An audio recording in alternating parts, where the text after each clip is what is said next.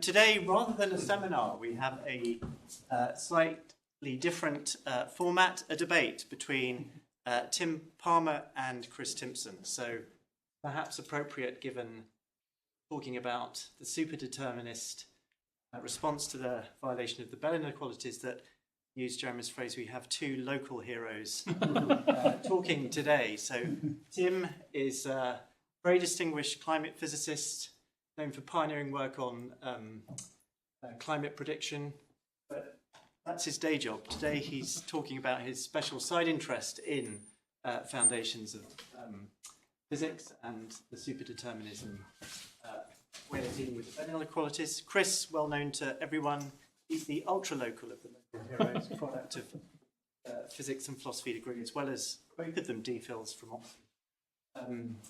And still, well, maybe not still recovering from being in the department for several years. Anyway, very well known for his work in foundations of quantum mechanics, particularly quantum information. So the format is Tim will start first for half an hour or so, then Chris will reply, then Tim has a right of reply, and then hopefully we'll have a good debate from the floor, including the virtual floor online. So Tim, over to you. Great, thank you very much, Alan. I really do want to thank Chris as well. It's very generous of him to sort of suggest this format, which kind of gives me a bit of an opportunity to, I don't know. Yeah, I mean, as Oliver said, I did my DPhil, Jeremy reminded me not to call it a PhD, DPhil here in Oxford. It's so long ago I've forgotten what the right term is anymore. In general relativity, under Dennis Sharma and very much with the influence of Roger Penrose, who recently come to Oxford. In fact, both of them have just come to Oxford. But I moved into climate physics shortly after, various reasons, which we don't go into here. But basically, I got very heavily involved in things like chaos theory, application of chaos theory to weather and climate. And in a sense, you could say that my whole career then had been very much steeped in nonlinear science, so both GR and chaos of. They're anything, they're kind of manifestations of nonlinearity, and I became very kind of enamored with the fact that nonlinear science is very beautiful and elegant, looked at in the right way, and started to look again, although I did sort of look at this very early in my career, but look seriously again at Bell's inequalities after I'd gone through all that process and came to the view, which I still hold today, that one can understand Bell's inequalities if one applies sufficiently nonlinear thinking, if you like, to quantum physics, that there is something nonlinear which underpins the linearity of the Schrödinger equation. I actually want to thank Jeremy and Harvey, because I used to come up to Oxford. I used to work at a European centre in Reading for many years, and I used to sort of sneak away from work early in the afternoon to get to the philosophy of physics seminars in Merton Street when they were there. And both Jeremy and Harvey were very generous with their time explaining, the subtleties of Bell's theorem. So this event today actually brings back many happy memories of lots of fascinating philosophy of physics talks in the old place. Now, so if somebody says that you think, or if they think, I think, that they can understand Bell's inequalities in a world which is locally causal and deterministic, then basically you've only got one option left, which is this thing called superdeterminism.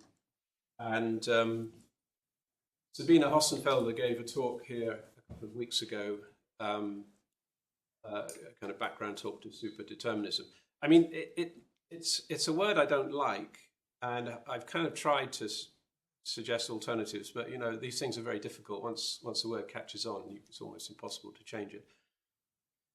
It's not a word I like very much because it doesn't kind of convey any particular meaning. What is super about superdeterminism?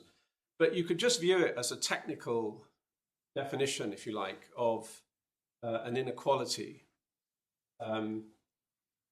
that if you want to derive Bell's inequalities, you have to assume this is an equality. So it's something, if this inequality holds, in other words, if this isn't an equality, then you have a route into explaining, understanding Bell's inequality without having to invoke indeterminism, non-reality, whatever that means, or indeed non-locality. And I don't think that's not a controversial issue. I think everyone would accept that. So rho is some kind of distribution, and what exactly this means by a distribution perhaps is, as we'll come to, bone of contention. Lambda is some kind of hidden variable. One is assuming a deterministic theory where you give it enough internal variables and produce some output, which is a result of the measurement. And x and y are the usual settings in a CHSH Bell inequality, which are just basically binary things, 0 and sort 1. Now, a violation of that, or this inequality rather, is sometimes, the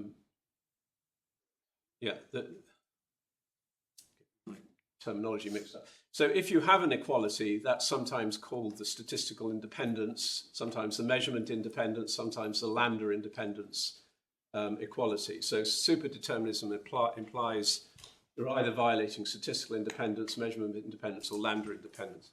But these three terms, for my view of things, are just the same thing.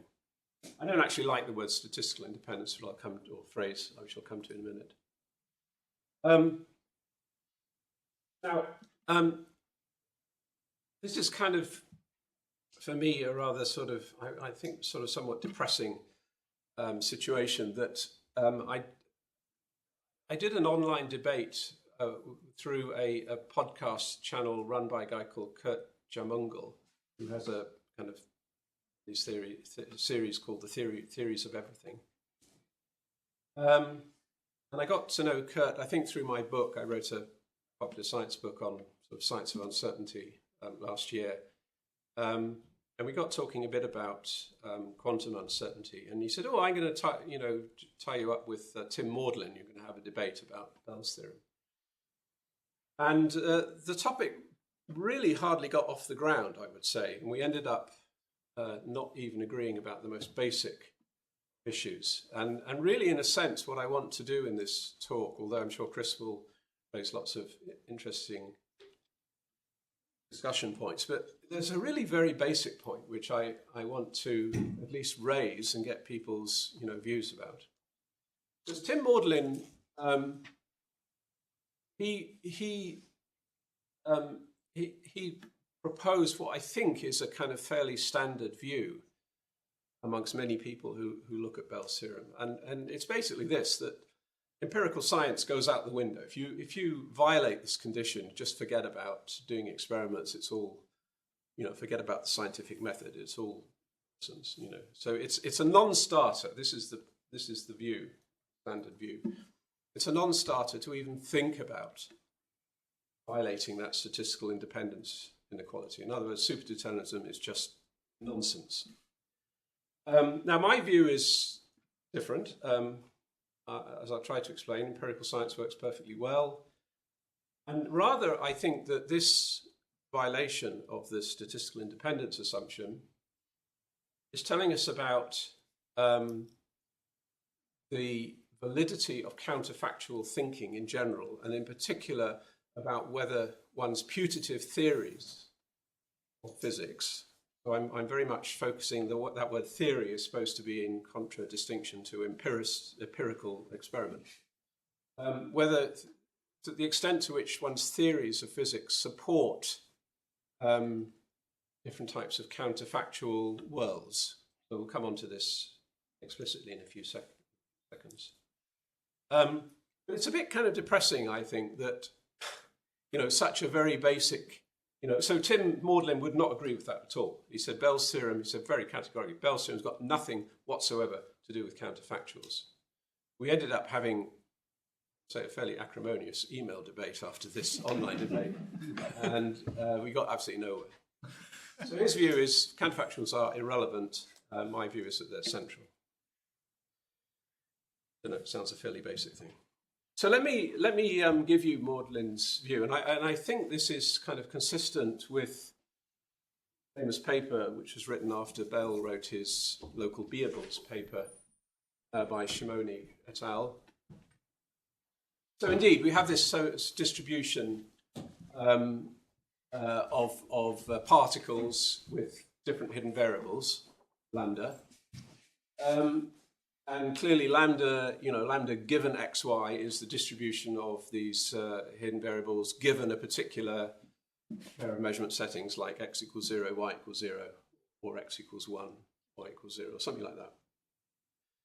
Now, Magdalen's view is that these distributions, lambda given 0, 0, or lambda given 0, 1, or lambda given 1, 0, or lambda given 1, 1, describe real particles in the real world. If you had a big enough ensemble, if you could run your Bell experiment over a long enough period of time, maybe weeks, months, years, I don't know, you'd get a sub-ensemble of particles with some value of lambda and measured with 0, 0. And you get another sub-ensemble with the same lambdas, but now measured 0, 1, and another sub-ensemble with the same lambdas, but now measured 1, 0.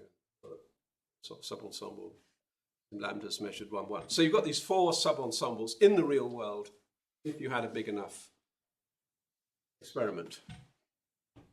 And the statistical independence assumption is basically that these 4 sub-ensembles are equivalent to each other. There's no difference.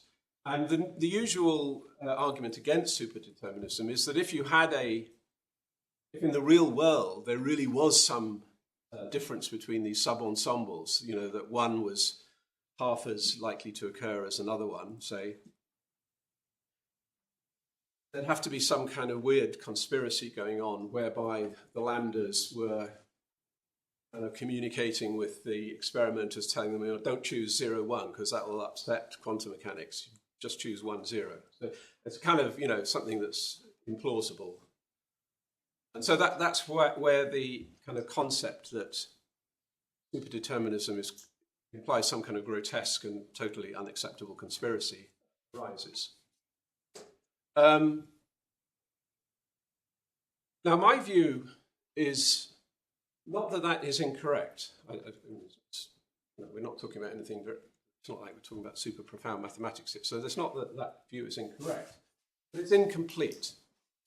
And where it's incomplete is that, let's suppose for the sake of argument, that each particle had a unique lambda. There was a unique set of these hidden variables that was attached to each particle.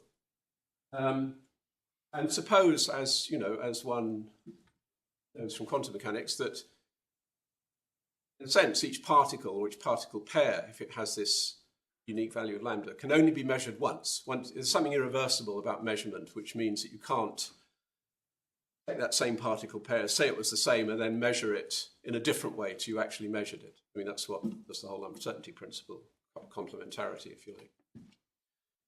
So just consider, for the sake of argument, that we have such a system and I'll try to explain, give my view of how that could come about, but that each particle had a unique set of hidden variables and was only measurable once. Then suppose in reality you take some particular value of lambda, call it lambda 0, and suppose that in reality that particular particle pair was measured with x equals 0 and y equals 0, then if rho of lambda describes the frequency of actual particles in the actual real world, then by construction the probability of lambda naught given 0, 0 is non-zero, because that's what you've done in the real world. That's the experiment that you've just done.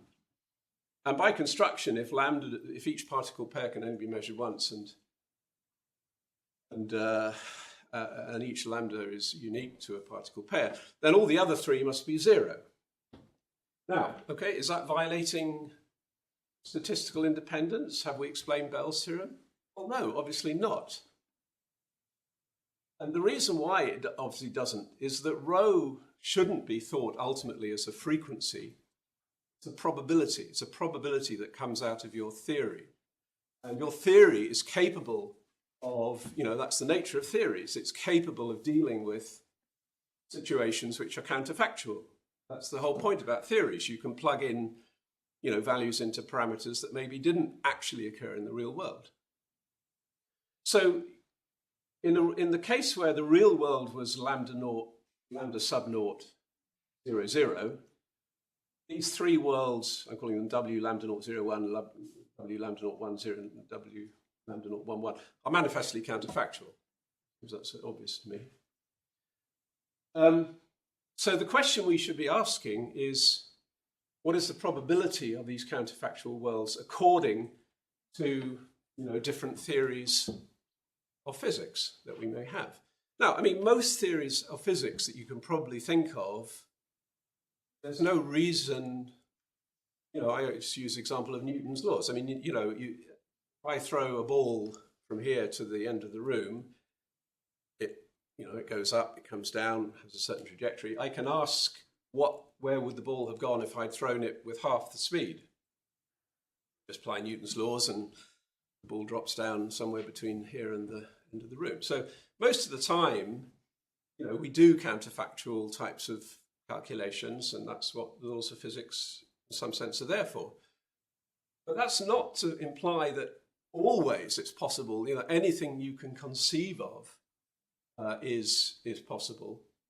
If I say, what is the probability of doing an experiment where, I don't know, I have a machine that is a perpetual motion machine and I can extract useful work from it, well, the probability is 0, because that's going to violate the principle of conservation of energy or something like that.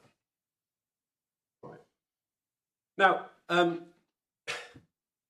tried to bring in some heavy guns to my argument. And one heavy gun is somebody I believe I ever met, but I know he's a name revered in this department, Michael Redhead. And, he makes the point very explicitly in his chapter, Non-Locality and the Bell Inequality, a very important point. By the way, where I've put words in red, it's my emphasis, it's not his. So I'm using it for my purposes there, and a very important point to notice is that possessed values are generally counterfactually possessed. And the other quote I want to use is from Bell himself, and this is, Tim Maudlin actually said, anyone who claims believing superdeterminism should read Bell's paper, Variables and Local Causality. Well, this is one paper I've read, I think, every single word about 3,000 times. And it was, again, bizarre to me that two people like him and me could have come away with such different views about what Bell was saying in that paper. But for me, the kind of one of the key quotes is that Bell says, in this matter of causality, it is a great inconvenience that the real world is given to us once only. We cannot repeat an experiment changing, again, emphasize the word changing, because changing just one variable. The hands of the clock will have moved and the moons of Jupiter. Physical theories are more amenable in this respect. We can calculate the consequences of changing free elements of a theory. And then he says, I insist that his paper on free variables, local variables, is primarily an analysis of certain kinds of physical theory. So unfortunately, Bell never uses the word counterfactual, but the very fact he's talking about changing things in theories, that you can't do experimentally, is really effectively a statement that it's important to consider how your theory deals with things like counterfactuals, where you just change just one variable, keeping the hands of the clock and the moons of Jupiter fixed. That's something you can do in a theory, in principle at least. And that's the whole point. What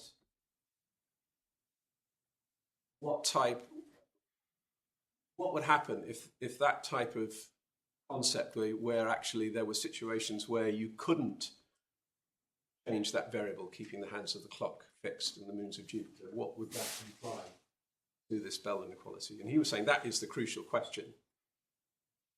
Okay, right.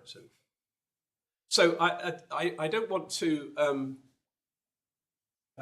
not going to sort of dwell upon this too much, but I've been trying to work on models where this notion of counterfactual completeness, or whatever you like to say, any conceivable counterfactual perturbation is consistent with the laws of physics, where that may be wrong. Okay. Now, as I say, I have an enormous sort of background in chaos theory. I've come to really love the geometry of Lorenz's famous fractal attractor. Speak endlessly about it. I'm not going to.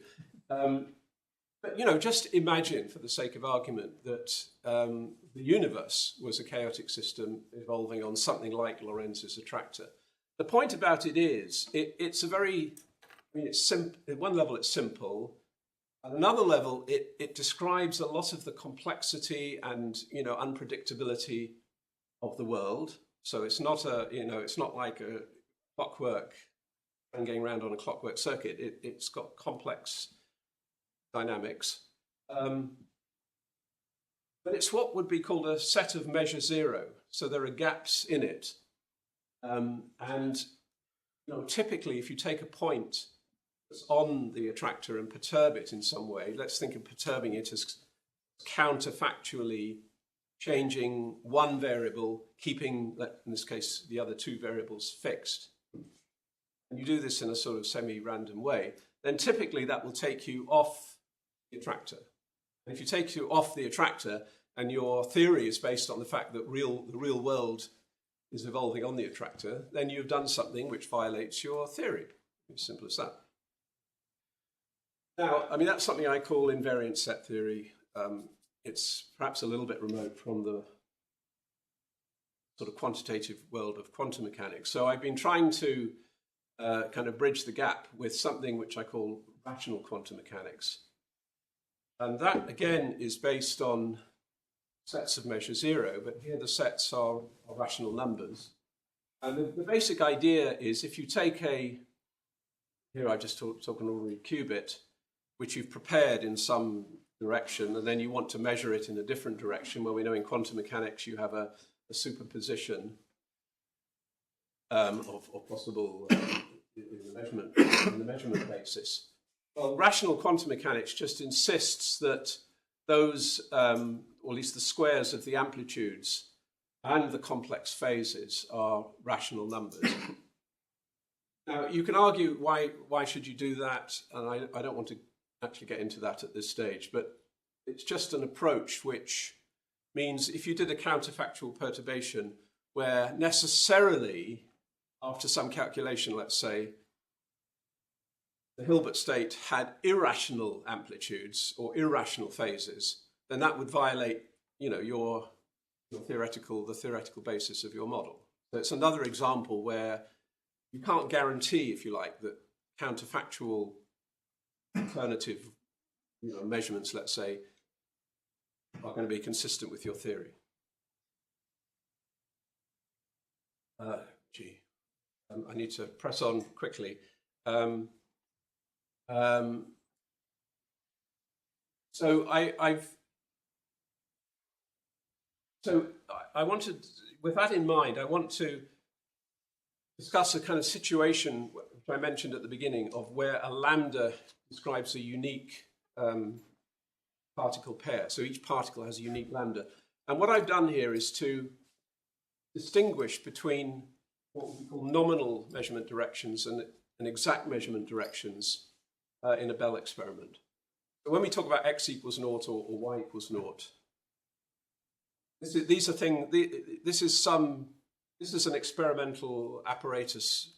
The apparatus is set up by the experimenter to within some kind of nominal accuracy. It's never a precise direction.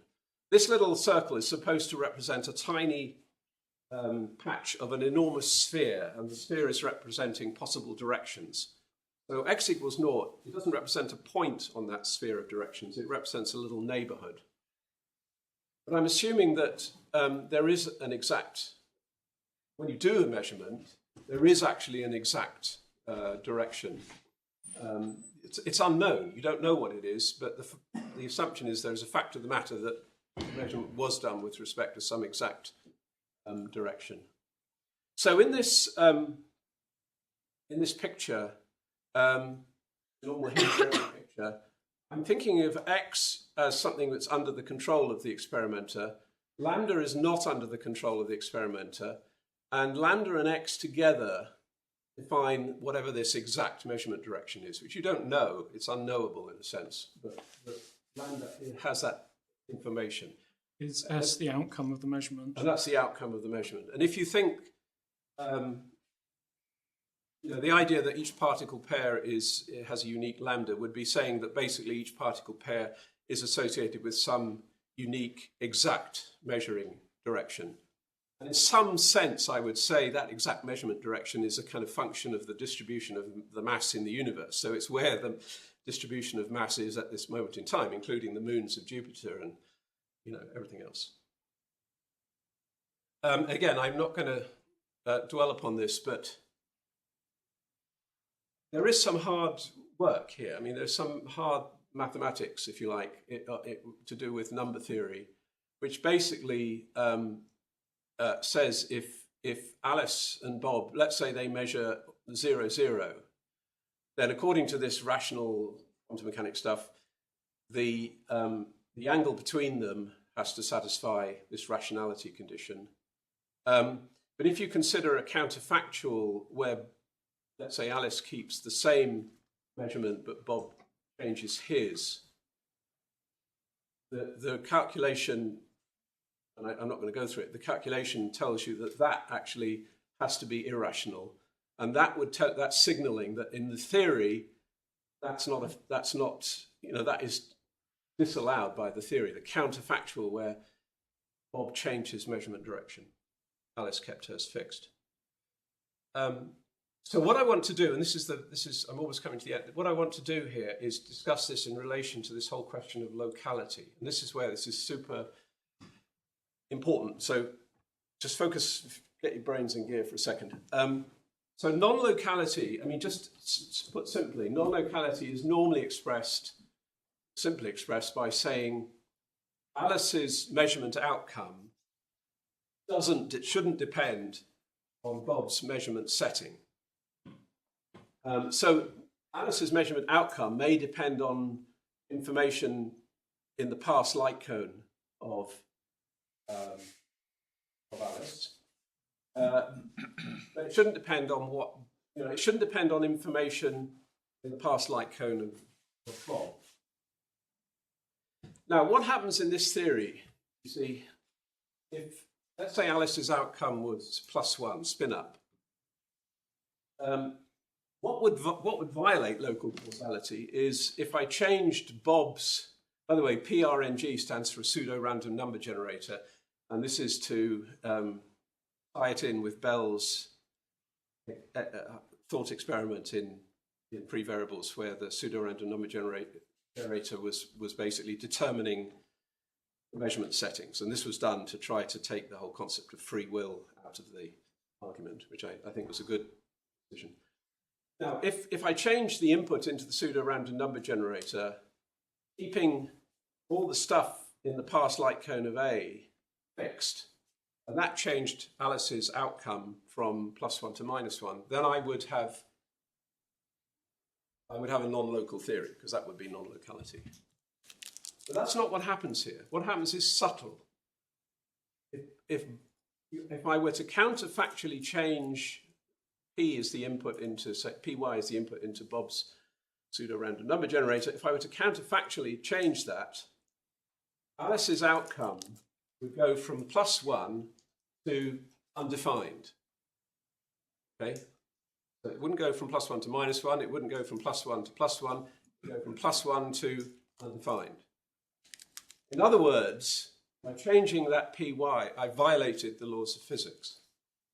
Now, the reason it's undefined, it just means it's not like, I violated the laws of physics in a local region of space-time, and that violation is sort of propagating out at the speed of light or faster or something. No, you violate the laws of physics somewhere. You've got an unviable universe. The whole universe doesn't exist. So with that in mind, I just want to come to, in his last paper, Bell had this diagram about, again, what locality means. And the way he put it was I think, quite good. He said, full specification of what happens in region 3 makes events in region 2 irrelevant for predictions in a locally causal theory. So if I'm claiming to have a locally causal theory, it better be that full specification of what happens in 3 makes events in 2 irrelevant. Now, the key word here, I think, is events. Events are things that happen in space-time, okay? And what I'm proposing with this model is that when Bob changes the input into his measurement setting, in this case it's the input into a pseudo-random number generator, the parity of a millionth digit goes into the pseudo-random number generator, and keeping all the information in region 3 fixed, that actually violates the laws of physics. If you like, it takes your state from a point on the invariant set into a gap. So it's not like that counterfactual to Bob's PRNG is changing an event. It's not changing an event. It's making an event into a non-event. It's making something that satisfies the laws of physics into something that violates the laws of physics. So it's making a universe which is consistent with the laws of physics into something which is just nonsense as far as those laws are concerned. So this is quite a subtle point, but my view is that this model does satisfy this notion that Bell proposes about what local causality is, local causal theory is, because my counterfactual perturbations are not changing events in 2. All they're doing is changing things which satisfy the laws of physics into things which don't. The fact that Bob could be arbitrarily far in the future of Alice and the effect would still be the same. So, this might look like retrocausality, but it's not. It's just a consistency condition. I'm just going to flip over this by saying that this really only works at this detailed kind of granular structure. And if you sort of coarse-grained over the whole the neighborhood of this nominal measurement, then this kind of counterfactual violation would suddenly disappear, because it's like smoothing over something which has got a fractal structure. It just becomes smooth, and then any perturbation is a positive problem.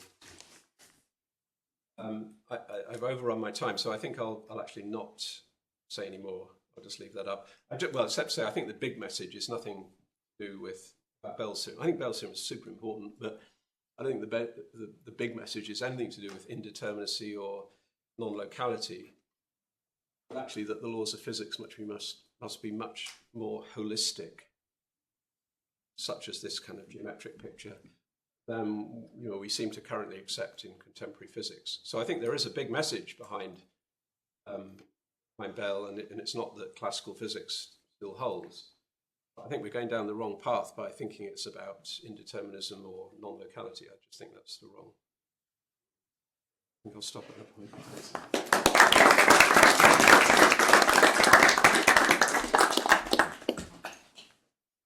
Great, thanks, Tim. So Tim and I had a very long email discussion over the summer that, perhaps in contradistinction to the one with Tim Palmer, at least I found to be very... Tim Maudlin. Tim Palmer and Tim Maudlin. I always agree with myself. It's better than me, actually. But I found this a very illuminating and helpful discussion. I mean, a lot of it turned out to be trying to clarify terms. And for philosophers who are supposed to be professional clarifiers of terms, I rather feel I could have done better, I should have done better. But I think we actually, Tim and I, Tim Palmer, agree on much more than we disagree about. And really I'm going to be making some different kinds of emphases, really. But there's much that we have in common. I mean, the differences of emphases, the differences in emphasis may add up to a slightly different picture overall. But as I say, I think there's much that we agree on. And in fact, my conclusions, what I want to try and persuade you of, is very boring and banal. So I hope I don't have to do too much of a job of persuading anyone of anything. I will be defending some very orthodox and straightforward ways of thinking, which is, I think, importantly consistent, actually, with a lot of what Tim was just saying. Okay, so superdeterminism and conspiracy. So these are quotation marks which are mention quotation marks rather than scare quotation marks. Being a philosopher and a particular kind of philosopher, often I'm mainly going to be making terminological recommendations or observations, but I take those to be conceptually useful. All right, let's start off here. So this is a familiar quote from an article of Einstein's in Dialectica in 1948, Quantum Mechanics and Reality. This is the part of the translation from the Born-Einstein letters. And this is a very familiar kind of idea. I'll just read it out. An essential aspect of the arrangement of things in physics is that they lay claim at a certain time to an existence independent of one another, provided that these objects are situated in different parts of space.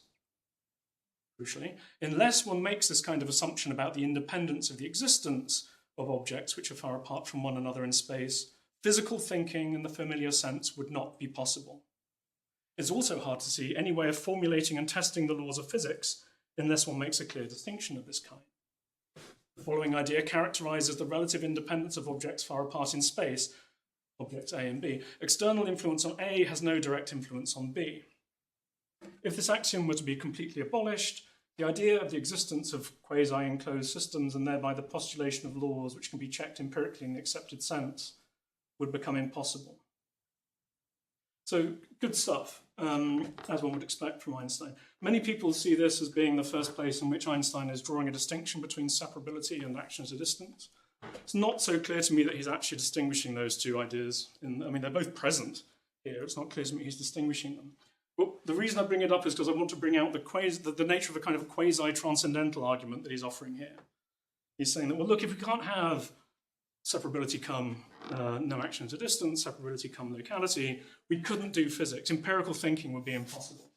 It's a strong claim. It's too strong a claim. It's obviously too strong a claim, and Einstein knew it was too strong a claim. Nonetheless, we still feel the power of this, the pull of this thought. So hang on to the power of the pull of this thought, but then think about why it's too strong. As J.L. Austin said, when he was discussing people like Ayer on sense data and perception, there's the bit where you say it and there's the bit where you take it back. So Einstein says this, it'd be impossible without it, and then a bit later on he says, well, maybe. So the maybe thought is right. What's a clear counterexample to this? Anyone clear, quick counterexample to this? Newtonian mechanics, where you have something that's actually empirically better than that. but yeah, it drops off at R squared. So anything quantum-y? Rho-Bohm theory. Spot on. So this was 48, so 4 years before de Broglie was reinvigorated, but of course Einstein would have been aware of the ideas from de Broglie. The Rho-Bohm theory, a clear counterexample. It's a perfectly well-formulated theory. It's got action at a distance in it. It's got failure of separability in it, and yet it still works. When it may not be our best theory of quantum mechanics, but one can imagine, if not this world, nearby possible worlds in which it's actually true and which you could have good and unequivocal evidence for it. Right, so it's clearly too strong to say that that you have to have locality and you have to have separability.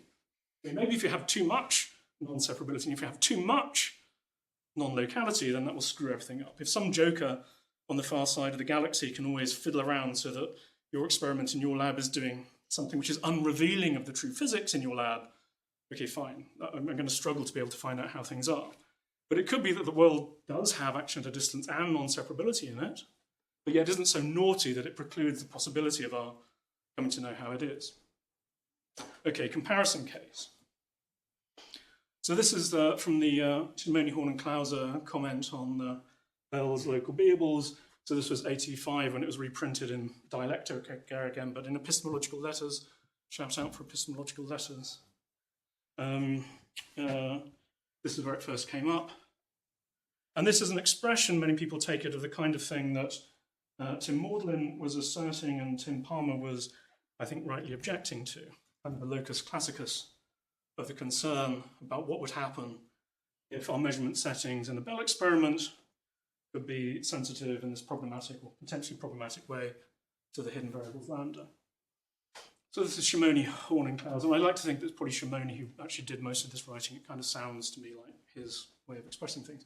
In any scientific experiment in which two or more variables are supposed to be randomly selected, one can always conjecture that some factor has controlled the presumably, I think they probably presumed, random choices. But we maintain that skepticism of this sort will essentially dismiss all of scientific experimentation. Unless we proceed under the assumption that the hidden conspiracies of this sort do not occur, we have abandoned in advance the whole enterprise of discovering the laws of nature by experimentation. It's a bit like the Einstein case. This is a strong claim. It's the kind of claim that Tim Palmer is saying we should reject, but many people feel the pull of this argument. And you can, again, kind of see why. There's the bit where you say it, there's the bit where you take it back. They actually took it back in advance. So Shimoni, Horn and Clauser never said that merely science would be impossible. Oops, done that wrong. They never said science would be impossible if lambda dependence were true. They said, we feel it's wrong on methodological grounds to worry seriously about lambda dependence if no specific causal linkage is proposed. Right? So you can say, have we gone through the process of checking whether our lambdas might be correlated with our x's and our y's? Have we made the things space, the choices of x and y space-like separated from one another so that we think that we can be relativistic constraints on what's happening? Have we used randomization procedures, which is going to make it very unlikely that there'll be the kinds of correlations we expect to see here? If you've done all of that kind of thing, then perhaps we shouldn't push any further and say, look, I'm still really worried about whether lambda dependence could hold. I want to generalize this idea slightly and bring it closer to the kind of de Broglie counterexample that we saw for the Einstein case. So it needn't just be the presence of causal linkages, causal mechanisms. I mean, maybe there's some theory that one could propose, akin to the role of the de Broglie theory in the Einstein case. Maybe there's some theory that one could propose which, in fact, had lambda dependence in it as a proper thing. It's not impossible that such a theory could be posed. It's not impossible that that theory could have independent empirical evidence for it. It's not impossible that that theory could be true. I mean, one would need to find such a theory, but it could be there. So it's not as if all of empirical science stands or falls on whether lambda independence is true. It's whether or not one actually has good grounds to think that one's got a kind of theory or a set of causal mechanisms which might actually give rise to lambda dependence. So all is well if one has a decent theory which has lambda dependence in it. If one wants to save, for example, the local causality of one's stories of the world, notwithstanding Bell inequality violation, and putting the Everett interpretation to one side, because that's an aspect of the Bell inequality violating deterministic and local theory, which Tim didn't mention earlier. And of course one has to, yeah. Putting that to one side, if you want to save local causality with the presence of Bell inequality violation, if one's got a decent theory which is lambda dependent, then that's okay. It invites the challenge, well, could you please show me your theory? It's all very well to say, you know, the Bell inequality derivation presumes lambda. There's some subtleties about actually how strong the lambda independence requirement is. You can weaken it, actually. Anyway, but standardly, the Bell inequality derivation assumes lambda independence. And it's all very well saying, well, maybe that proposition isn't satisfied. Well, okay, fine. Maybe it is, maybe it isn't. We've got lots of reasons to think that it is satisfied. If you can show me a theory which has independent merit, then okay, fine, I'll listen to you, just as Einstein would have listened to the de Broglie theory. I mean, he didn't like it as a theory, but would surely accept it as a counterexample to his quasi-transcendental argument. But it's going to be important that the normal rules of theory assessment apply to the theories that we're promulgating. Again, this is very boring, vanilla, straightforward things I'm asserting. So we shouldn't be postulating theories which are ad hoc. We can put in something like a Popperian, at least necessary condition for something being not ad hoc. So you can produce some theory if it doesn't decrease the falsifiability of one's theory. You're putting things out there which make more predictions that could be independently tested. If the theory could actually stand on its own 2 feet, if there's some reason to believe in it, not just because it's a little tweak of quantum theory, but there's some independent reason for taking it to be the case. Perhaps if granted as a heuristic, you might think, well, I'm going to look for a theory which has going to save local causality by being lambda dependent. Okay, that's fine as a heuristic. Pretty much anything is allowed as a heuristic. But then once you've got your theory up and running, you ought to be able to give rational justification for it, which is going to have to, I think, give some independent reason for believing in it, other than that, well, look, local causality could still be true if this thing were true. So normal rules for theory assessment. So far, I think so non-controversial, but it seems to be less clearly stated or less central to the debate than I should like it to be. All right. Following this kind of deal, on the notion of conspiracy.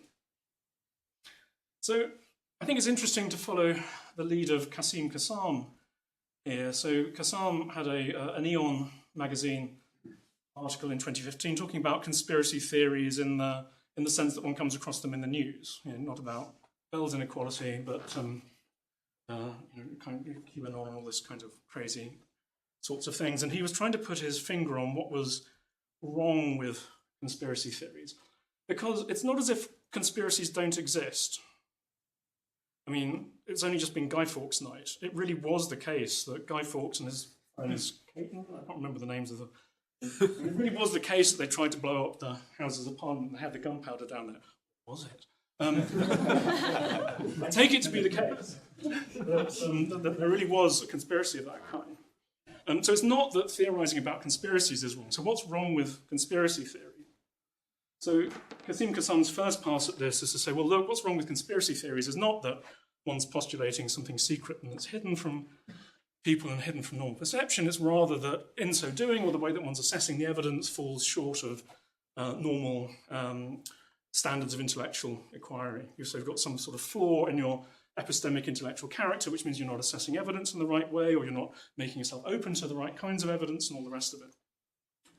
He then had a second pass at this to say that, no, actually, that basically wasn't right. That seemed to miss what was central about the role of conspiracy thinking in modern society, which is rather that what's characteristic of conspiracy theories, maybe capital C, capital T conspiracy theories, is that they're a species of political propaganda. So in a sense, they're completely unmoored from the facts. And their purpose is merely to try and change things politically by making a certain kind of noise. Okay, interesting.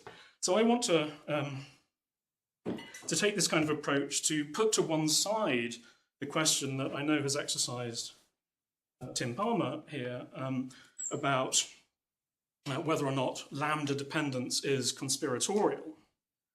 I would suggest that that's just the wrong way of posing the question.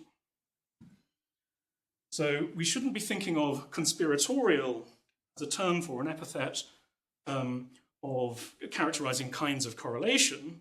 Rather, we should think about it as an epithet of intellectual character or of scientific methodology. So conspiratorial conspiracy is not a standing feature of some claim or hypothesis. It's rather the person who's putting it forward on insufficient basis or for the wrong kinds of reasons that's going to be... Okay, someone didn't like that. It's putting it forward for the wrong kind of reasons. So it's just not the right kind of question to ask, is lambda dependence conspiratorial? Is one postulating lambda dependence for the wrong kinds of reasons? Does one actually have a decent theory or a direction for a decent theory that one's gunning for, which would underpin and validate one's claims ultimately? That's the real question.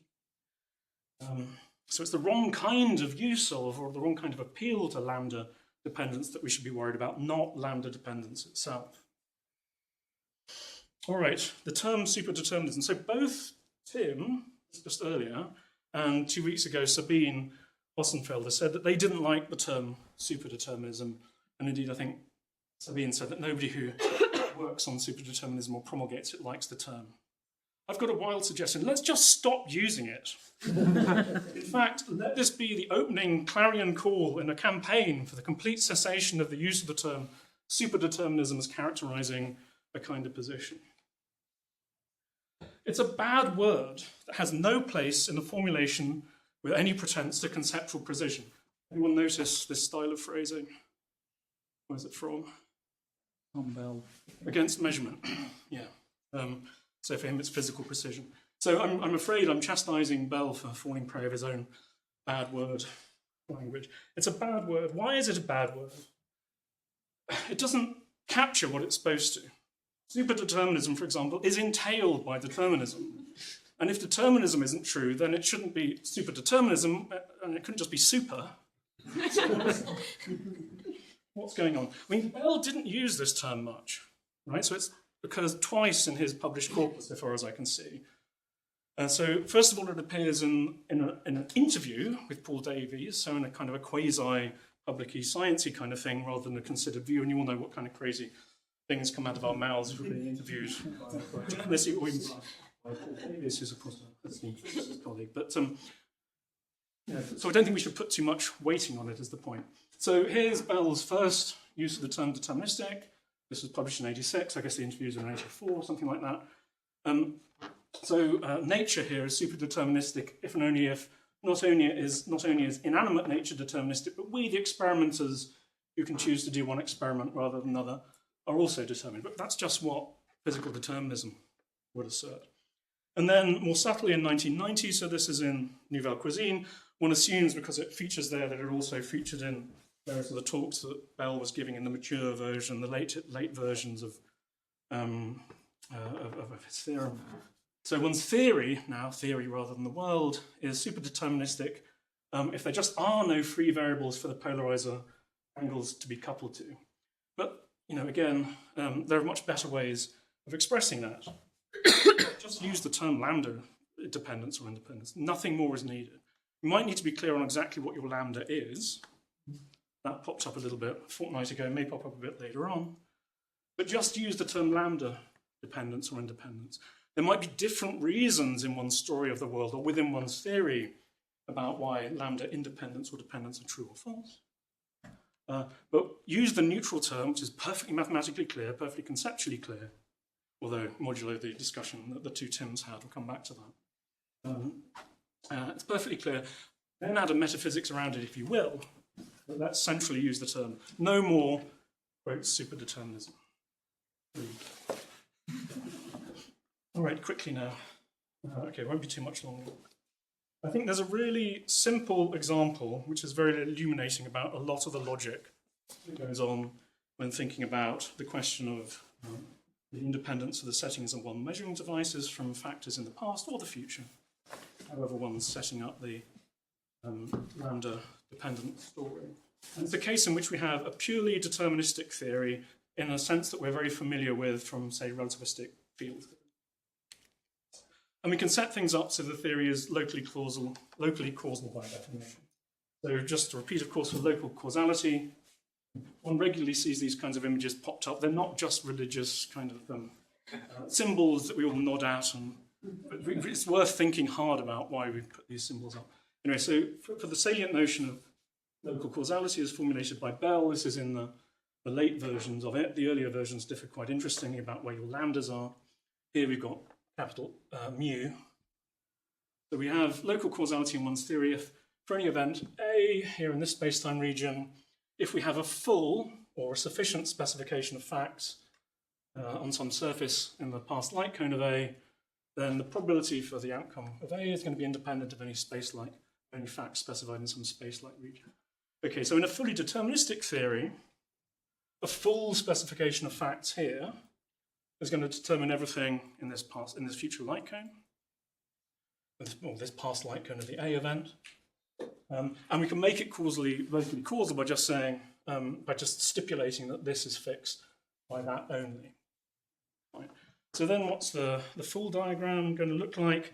Again, familiarly here, I put a little mu in here to vary it from lambda, because Tim defines his lambda in a subtly different way than the way in which I'm doing it here. Full specification of facts on this hypersurface in a deterministic theory is going to fix X, it's going to fix A, it's going to fix Y, it's going to fix B.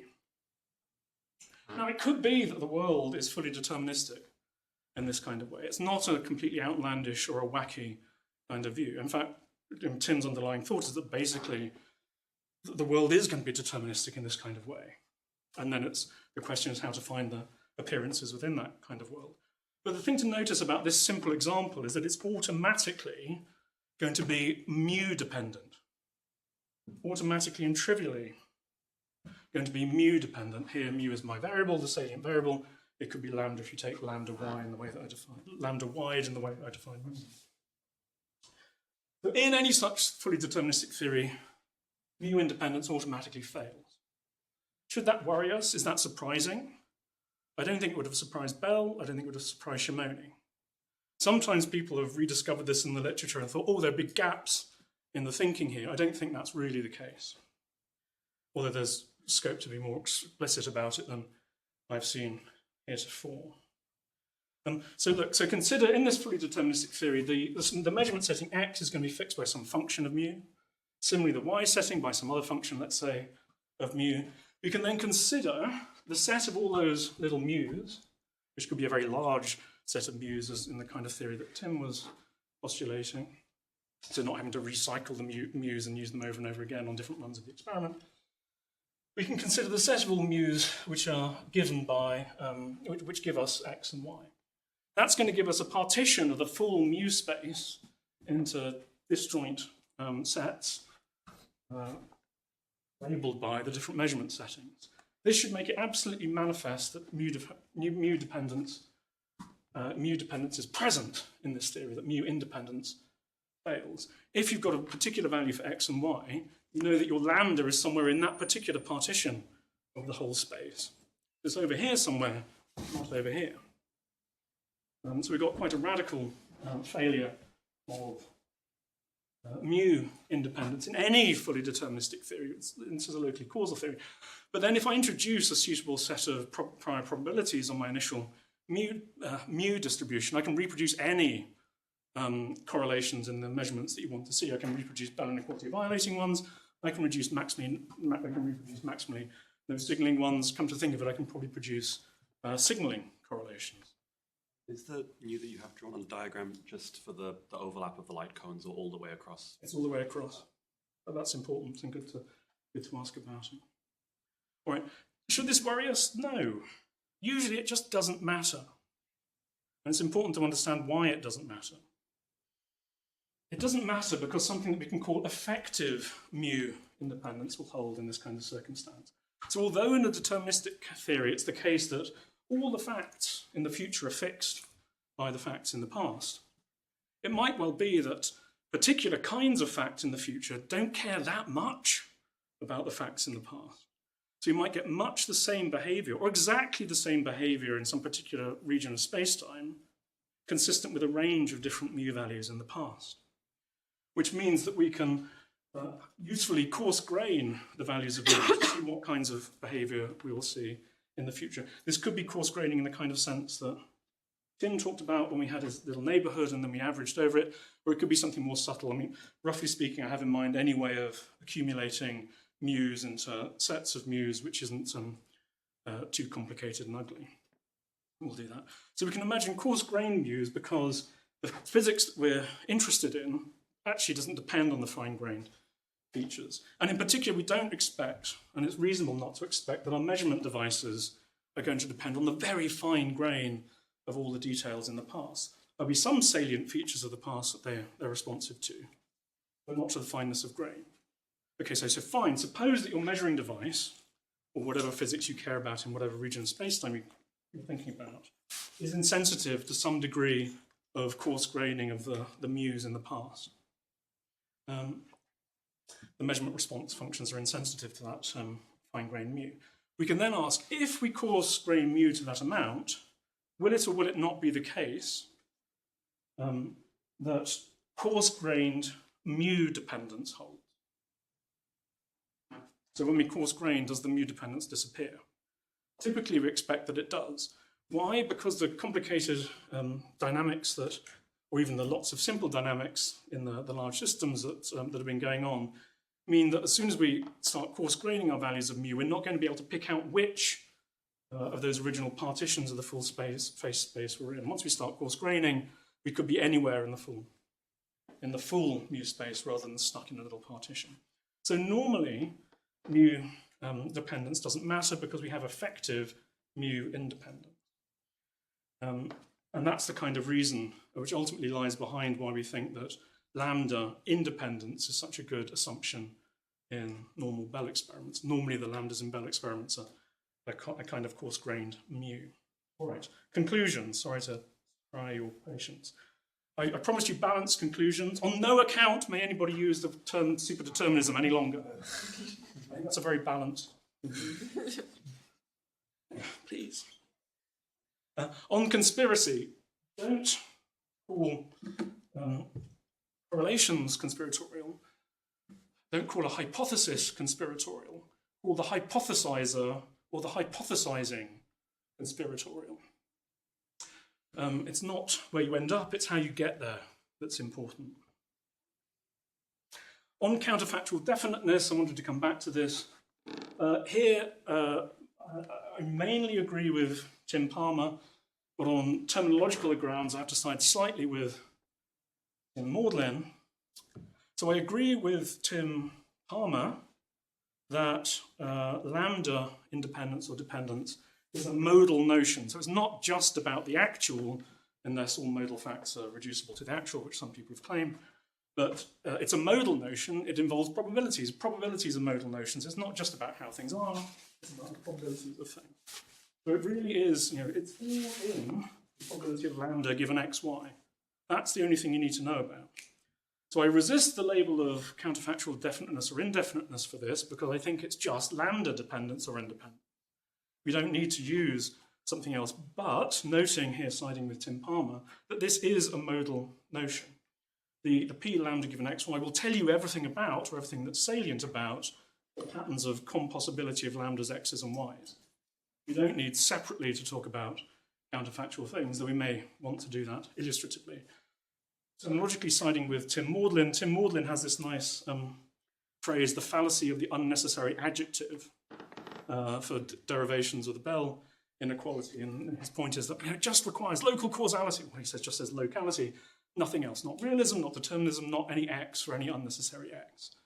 In that sense, I mean, apart from some background realism, which is required, I tend to agree with Maudlin that it's unhelpful to say that something further than local causality and lambda independence are required to get the Bell inequality. So I would still resist the label counterfactual definiteness, even though I actually agree with your substantive point here, Tim. On the big picture, I'm not persuaded by the invariant set hypothesis or the radical quantum mechanics. I think they're good, I think they're interesting, but I have doubts about whether they, as they stand, do the job that I required or suggested that was required earlier of showing us the theory.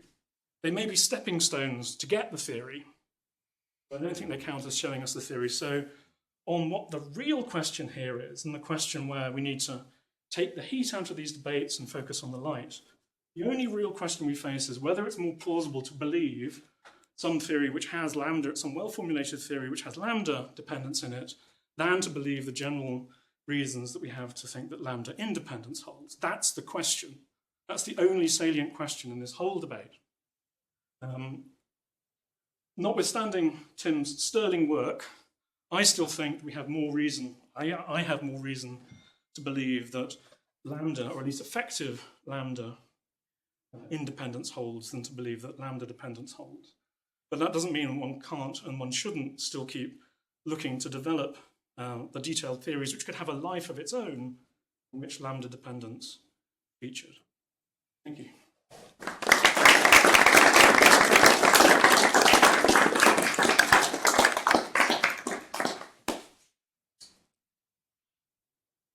Want to take the floor again? Well, I'd rather probably get people's reactions, but I'd perhaps just make two very quick comments. I think I just want to be explicit about the point you're making, and I think Sabina mentioned it, pretty much the same thing. I can't use the word, lambda dependence is not an interpretation of quantum mechanics. It's giving us perhaps a clue about how to move beyond quantum mechanics. I mean, my own personal motivation for all this, which is sort of where I started my life years ago, is in quantum gravity. How do you marry quantum mechanics and quantum physics, let's say, and gravitation, GR? And personally, I think the problem lies mainly at the door of quantum physics. So this is it's always been the motivation. So, it's all very well saying come up with a theory, but you're really asking, this is the $64 trillion question: what is replacing quantum physics? So it's not. Oh no, not at all.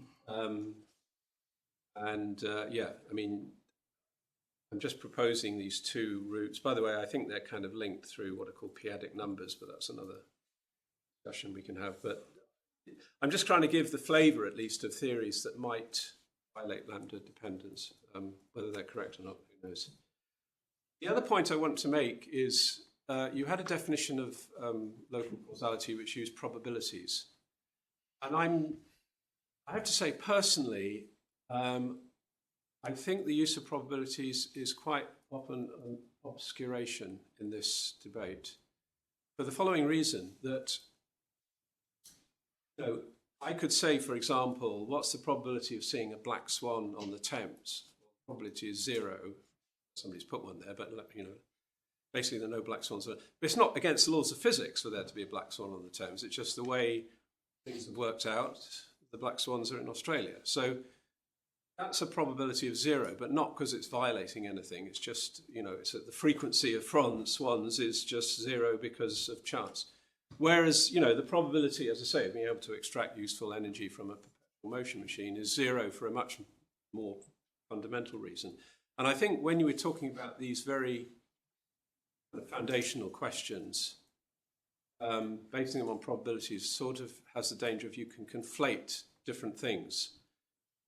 If my mechanism was that the probability of Alice getting -1 because of a kind of black swan situation, then that would be certainly non-local. It's because of a fundamental violation of physics.